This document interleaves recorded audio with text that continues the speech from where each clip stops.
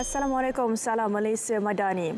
Gaza berdepan sekatan bantuan kemanusiaan paling buruk sejak krisis bermula Oktober tahun lalu.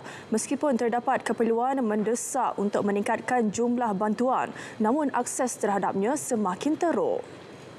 Jurucakap UNICEF James Elder memaklumkan pasukannya melihat sekatan berterusan dengan Ogos lalu merekodkan jumlah bantuan kemanusiaan paling rendah.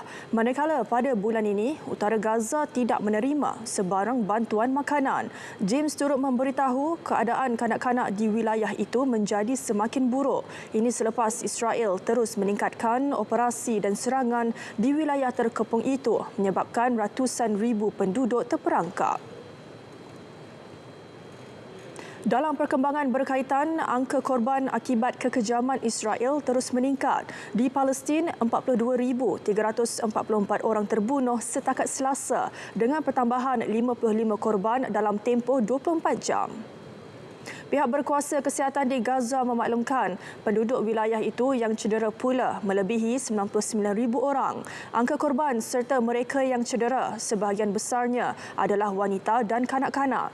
Manakala Zionis terus menggunakan alasan operasi ketenteraan di seluruh Gaza membabitkan serangan darat dan udara menyasarkan pejuang Hamas. Sementara di Lebanon, jumlah penduduk yang terbunuh juga terus meningkat. Kementerian Kesihatan Awam Lebanon melaporkan serangan Israel telah meragut 2,309 nyawa dan mencederakan 10,782 orang setakat ini. Turut dilaporkan terkorban Komander Pasukan Raduan Elit Hizbullah Muhammad Kamal Naim yang maut dalam serangan udara di Nabatiyeh, Selatan Lebanon. Dalam pada itu, Amerika Syarikat AS menyatakan kebimbangannya kepada Israel mengenai kempen pengebomannya di Beirut, Lebanon sejak beberapa minggu lalu. Jurucakap Jabatan Negara AS Matthew Miller berkata, walaupun serangan sudah berkurangan, Washington akan terus memerhati dengan teliti situasi di Lebanon. Menurutnya, terdapat serangan yang difikirkan AS sesuai untuk Israel lakukan. Namun, terdapat kebimbangan susulan sebahagian besar serangan mengakibatkan orang awam terkorban.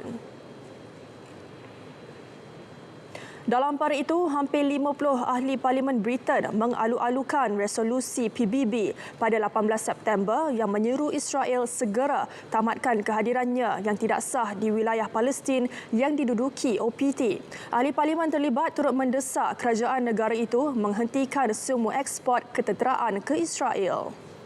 Mereka turut menyambut baik seruan resolusi PBB kepada negara-negara untuk mematuhi kewajipan mereka bawah undang-undang antarabangsa dan mengambil langkah konkret untuk menangani kehadiran haram Israel di OPT.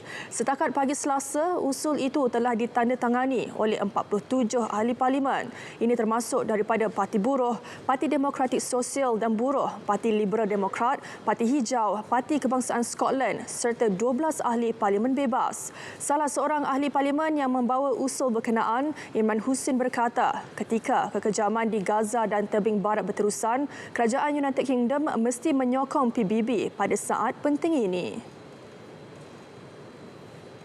Sementara itu, Presiden Nicaragua Daniel Ortega menyelar tindakan-tindakan kejam Benjamin Netanyahu di Gaza. Beliau pada majlis meraikan ulang tahun ke-45 polis negara itu turut membandingkan Netanyahu dengan Adolf Hitler. Kritikan keras tersebut disuarakan selepas 3 hari Nicaragua umum memutuskan hubungan diplomatik dengan Israel susulan serangan di Gaza. Israel disifatkan sebagai fasis dan genocidal. Nicaragua sebelum ini pernah memutuskan hubungan diplomatik dengan Israel pada 2010. Malaysia mengalu-alukan ketibaan kapal fregat tentera laut Jerman FGS Baden-Württemberg dan kapal sokongan tempur FGS Frankfurt am Main yang berlabuh di terminal kapal persiaran Pelabuhan Klang dari 15 hingga 18 Oktober.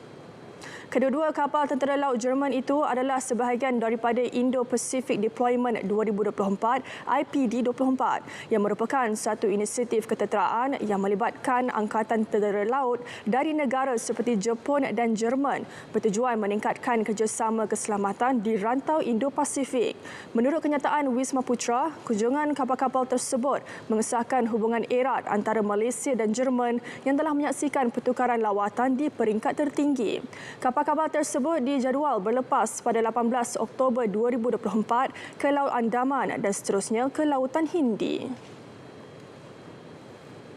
Sekian Dunia 10 dari Sungai ke Segara, Palestin pasti merdeka. Assalamualaikum, salam Malaysia Madani.